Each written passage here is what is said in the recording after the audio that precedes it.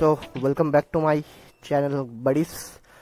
And আজকে service সেন্টারে যাচ্ছি। আজকে শুক্রবার, গাড়িটা ছাড়তে হবে ওখানে, কেন আমি সার্ভিসিং করাবো সানডে, কিন্তু আজকে গিয়ে গাড়ি ওখানে ছাড়তে হবে। রিজন অফ দ্যাট, আমার একটা ওয়ারেন্টি ক্লেম আছে। সেটা হচ্ছে এই যে ক্লাচ, ঠিক আছে, ক্লাচ যে সুইচটা হয় এইখানে থাকে, ঠিক আছে, এটা খারাপ হয়ে গেছে। তাই আমার নিউট্রালে গাড়ি স্টার্ট হয়, কিন্তু যখন গিয়ারে যখন গাড়ি আসে তখন স্টার্ট হয় না।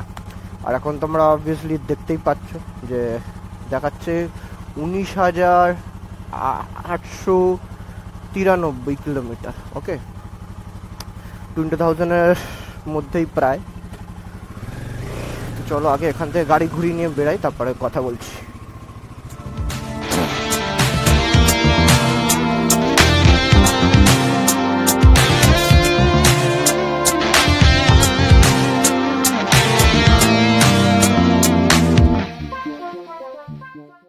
এটার মানে শুধু ক্লাচ সুইচটার দাম যেটা আমাকে বললো সার্ভিস সেন্টার থেকে, 250 টাকার মতন। আমি বললাম যে ওটা আমি ক্যাশ পেড করে দেবো, কিন্তু তারপর পরে আমি রয়্যাল এনফিল্ডের এই পার্টসের এক জায়গায় দেখলাম যে হতে পারে ক্লাচ সুইচটা শুধু চেঞ্জ হলে 250 টাকার মধ্যে হয়ে যাবে, কিন্তু এই আবার ক্লাচ সুইচটা আবার কমপ্লিটও তো আসতে পারে। মানে একটা ওয়্যার থাকে, পুরো কমপ্লিট সিস্টেম থাকে, যেটা হচ্ছে দেখাচ্ছি এক্স্যাক্টলি।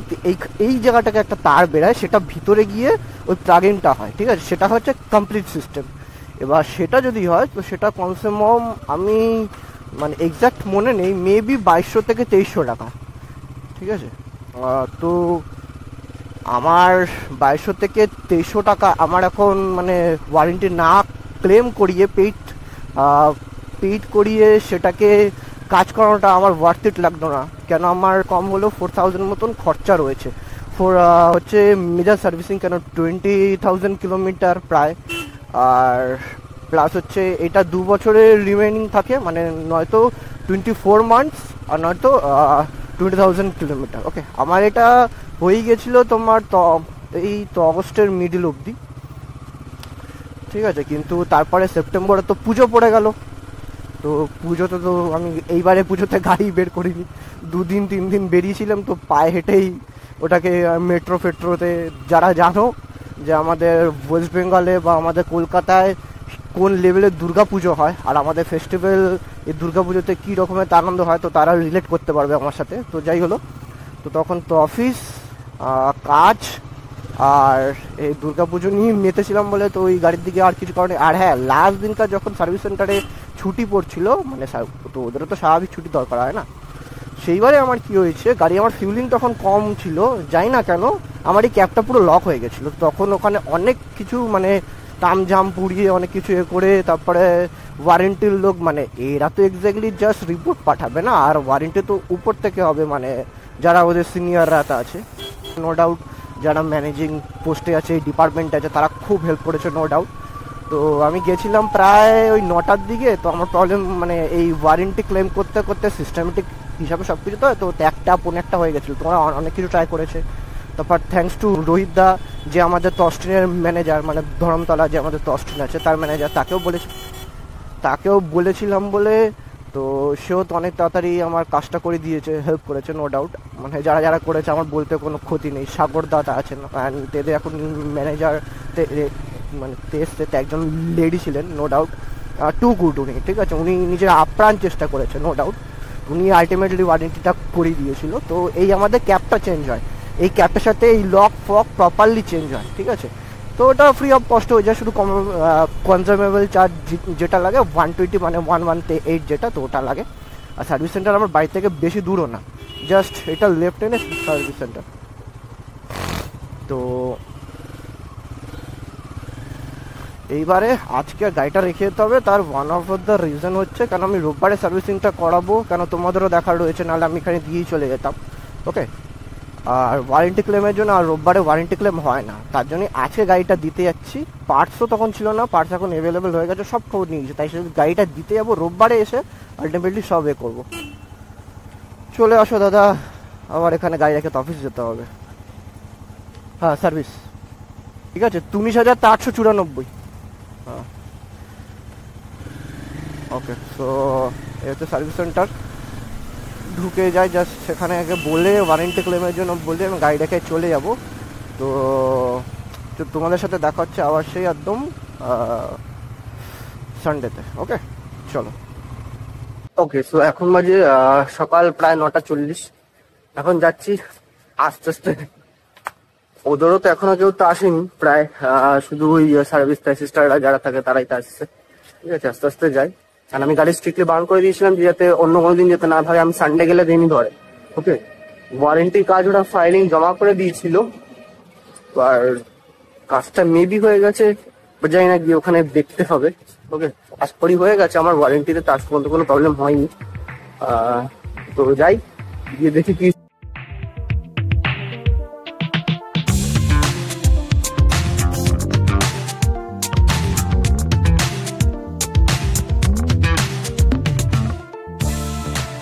এখন প্রায় 1:00 সামথিং কিছু বাজে, 1:10 এবার ওদের লাঞ্চ টাইম, তো লাঞ্চ টাইম চলে যাচ্ছে। ঠিক আছে, গাড়ি সার্ভিসিং নিয়ে আছে, তো ক্লিয়ার হোক সব কিছু। আর এর ভিতরে তো ভিডিও করা যায় না যতক্ষণ ধরে বোঝা না থাকে। ঠিক আছে, ঠিক আছে, কোনো অসুবিধা নেই। তবে বেনিফিটটা আছে, কাজটাই আমার কাছে ইম্পর্টেন্ট। ঠিক আছে, তো দেখাচ্ছি যে কি কাজগুলো দেন ভালো করে এক্সপ্লেন করছি।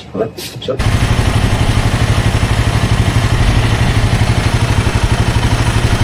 ওকে, তো এখন বাজে প্রায় 5টা, প্রায় সকালে 5টায় দেখাচ্ছি।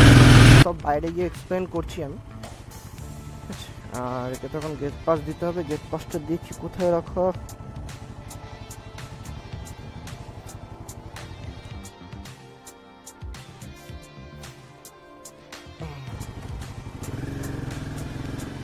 মানে নর্মালি যেমন ফিফথ সার্ভিস হয়, মানে ফিফথ সার্ভিসটাকে কেন মেজর সার্ভিস বলি, সামহাউ তোমার 20,000 কিলোমিটারের মধ্যে প্রায় তো অনেকটাই তোমার রিজনাল জেনারেল চেক আপ, মানে তোমার ইঞ্জিন অয়েল চেঞ্জ, ঠিক আছে, তারপর ফিল্টার চেঞ্জ, অনেক কিছু হয়।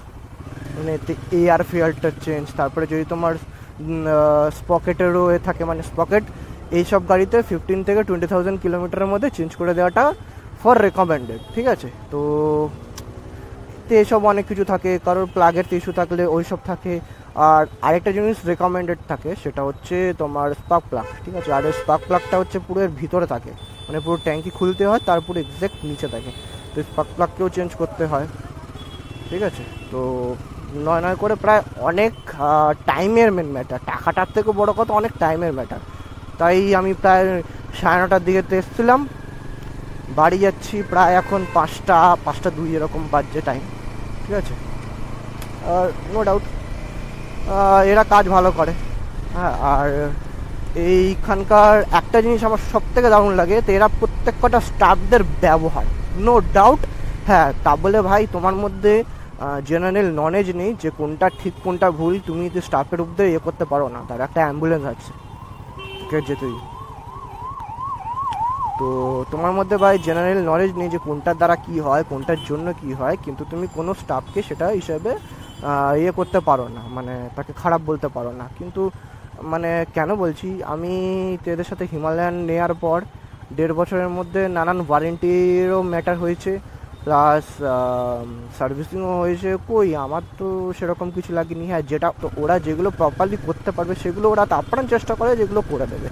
এবার কাস্টমার যদি তার থেকেও বড় ফেভার চায়, যেটা তো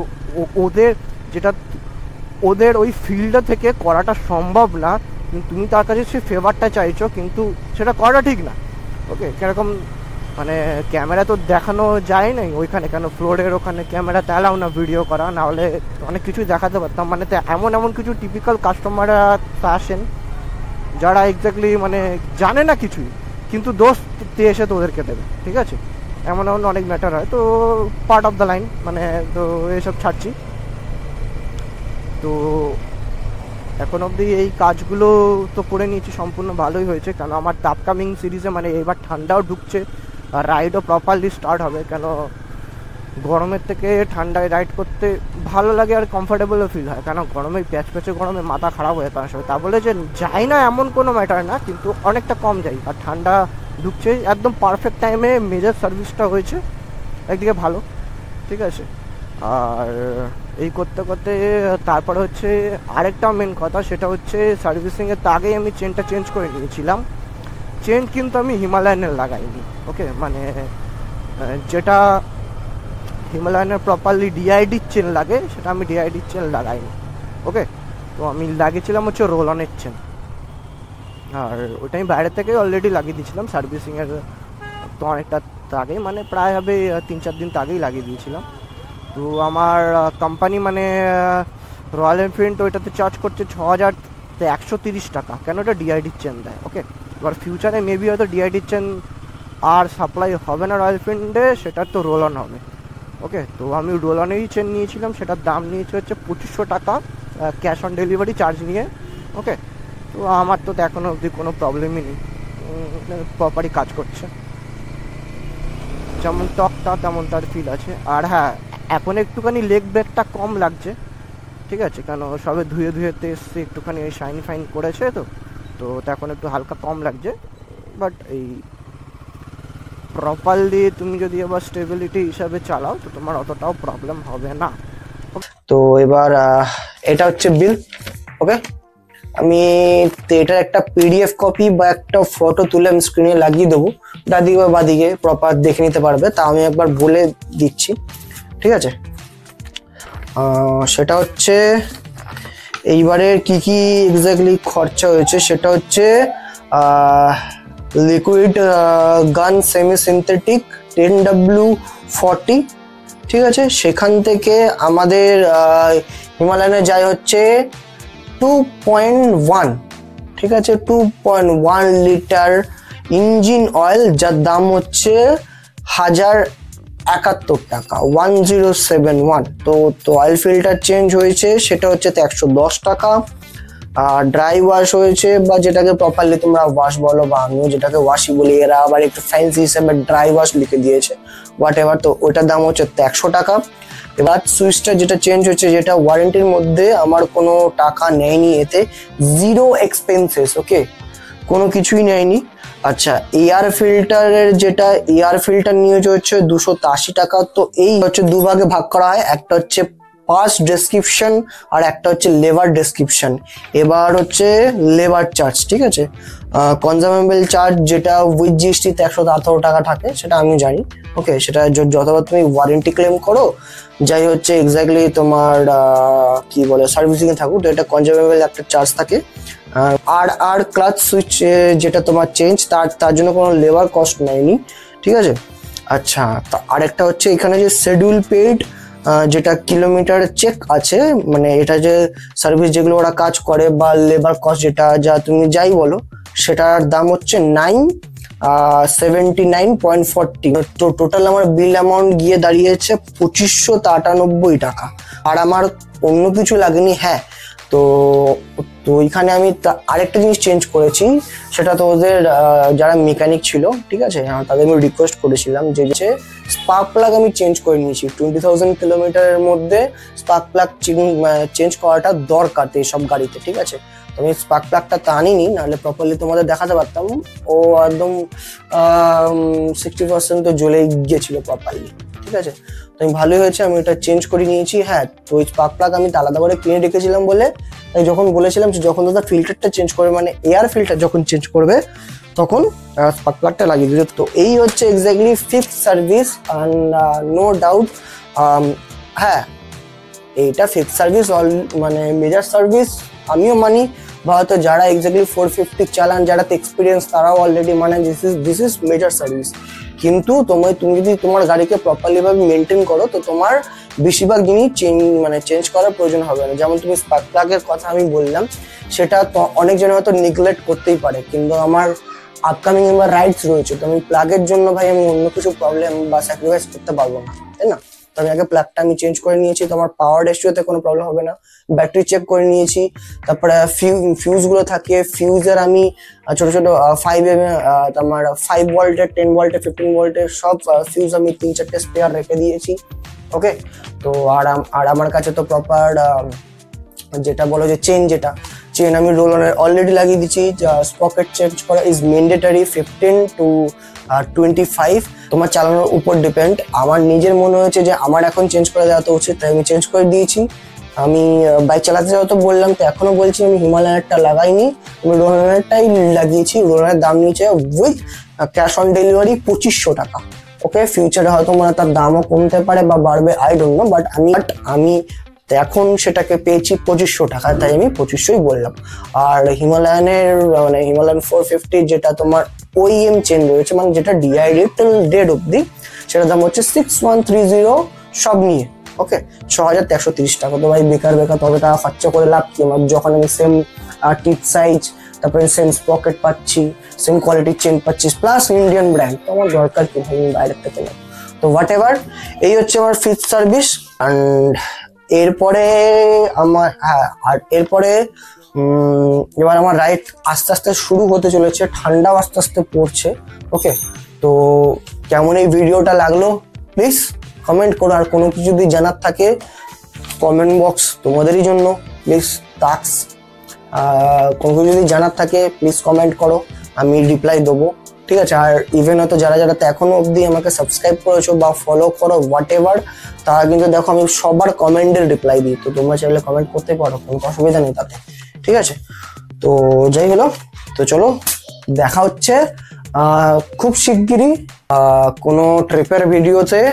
না হলে হ্যাঁ, আমার আরেকটা ইচ্ছা রয়েছে, আমি একটা মানে এক্স্যাক্টলি যে আমি ওনারশিপ ভিডিও একটা বানাবো, যে আমি এই প্রায় দেড় বছর যে হিমালয়ানটাকে টিল না অব্দি চালাচ্ছি, 20,000 কিলোমিটার হয়ে গেল, নানান জায়গায় ট্রিপ করে নিয়েছি, তো তার কি একটা এক্সপিরিয়েন্স। আর হিমালয়ান 450 তো এখন নেওয়া উচিত না, এবার তা আপকামিং মোটরসাইকেলের জন্য ওয়েট করা তো উচিত, সেই নিয়ে একটা ডেডিকেটেড ভিডিও বানাবো।